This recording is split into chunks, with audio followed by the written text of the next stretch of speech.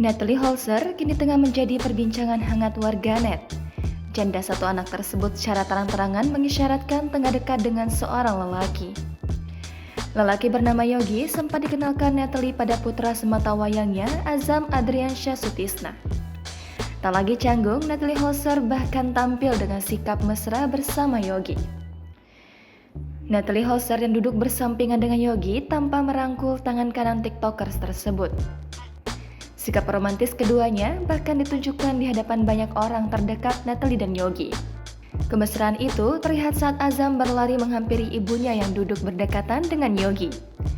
Azam bahkan sempat terdiam saat berdiri melihat ibunya menggandeng lelaki lain yang bukan ayahnya. Bahkan dalam beberapa cuplikan tayangan YouTube Natalie Holzer, Azam sempat menyebut Yogi sebagai ayahnya. Sontak panggilan itu membuat Yogi tersenyum sumringah.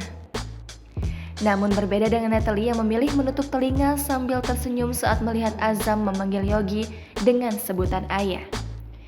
Kedekatan Natalie memang sudah tercium oleh publik setelah mantan istri Sule tersebut pamer kebersamaan mengenakan baju couple.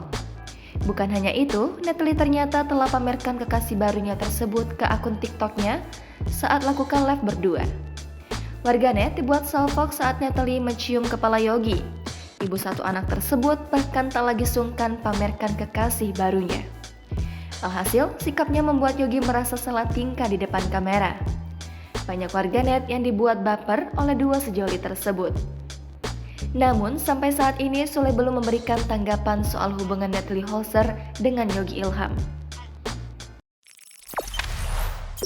Jangan lupa subscribe, share, komen, dan like ya!